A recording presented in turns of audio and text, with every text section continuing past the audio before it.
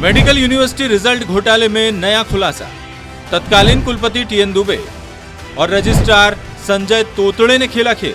Result leak करने वाली company को बचाया, अपने ही कर्मचारियों को टारगेट बनाया। इस मामले का खुलासा तब हुआ जब बुरहानपुर के प्राइवेट यूनानी कॉलेज का रिजल्ट लीक हो गया था और छात्रों ने हंगामा किया था। दरअसल 2018 की BUMS फर्स्ट और सेकेंड ईयर की पूरक परीक्षा के रिवैल्यूएशन के लिए छात्रों ने आवेदन किए थे। छात्रों का आरोप है कि रिजल्ट लेने कॉलेज के प्रिंसिपल खुद यूनिवर्सिटी पहुंचे थे। उन्होंने तत्कालीन प्रभारी परीक्षा कंट्रोलर डॉक्टर अजय मिश्रा से नतीजों की जानकारी मांगी।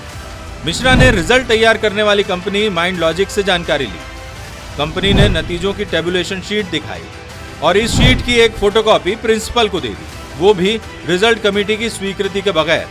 23 जनवरी 2020 को रिजल्ट जारी हो गया, लेकिन फेल होने वाले छात्रों का नाम नहीं था, इसलिए छात्रों ने हंगामा कर दिया।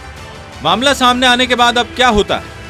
तत्कालीन कुलपति टीएन दुबे तत्कालीन रजिस्ट्रार संजय तोतड़े की अध्यक्षता में एक जांच कमेटी बना देते हैं, जिसमें 3 और सदस्य होते हैं। जांच में कमेटी प्रभारी एग्जाम कंट्रोलर अजय मिश्रा को दोषी पाती है और जैसे ही कमेटी की रिपोर्ट मिलती है, तत्कालीन कुलपति अजय मिश्रा को यूनिवर्सिटी से कार्यमुक्त कर देते हैं। जब अजय मिश्रा अपने खिलाफ की गई कार्रवाई को गैर वाजिब बताते हुए कुलपति के सामने सारे दस्तावेज पेश करते हैं, तो कुलपति इसे मानवीय भूल बताकर मामले को रफा दफा कर देते हैं। इस पूरे मामले में सबसे चौंकाने वाला पहलू है कि जांच कमेटी ना तो माइंड लॉजिक्स कंपनी की कोई गलती बताती है और ना ही कुलपति कंपनी के खिलाफ कोई एक्शन लेते हैं, क्योंकि आरोप है कि तत्कालीन कुलपति और रजिस्ट्रार ने कंपनी को बचाया।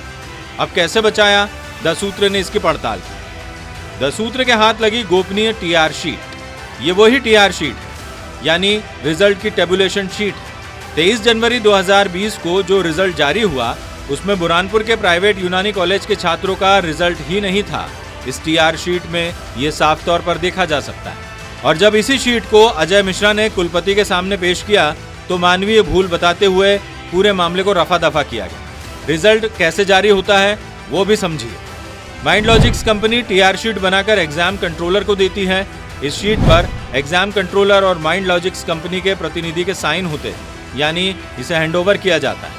अब BUMS फर्स्ट और सेकेंड ईयर के पूरक परीक्षा के रिवैल्यूएशन की TR शीट में एग्जाम कंट्रोलर के साइन ही नहीं थे, यानी कंपनी ने यूनिवर्सिटी को TR शीट सौंपने से पहले रिजल्ट लीक किया।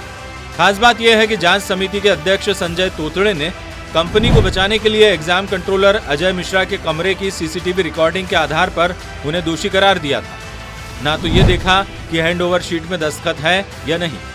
आज की तारीख तक भी उस TR हैंडओवर फॉर्मेट में रिसीविंग दर्ज नहीं है और इस मामले में द सूत्र ने जांच समिति के अध्यक्ष संजय तोतड़े से फोन पर बात करने की कोशिश की। उन्होंने फोन रिसीव नहीं किया, मैसेज भी किया तो उसका जवाब देने से वो बच रहे हैं।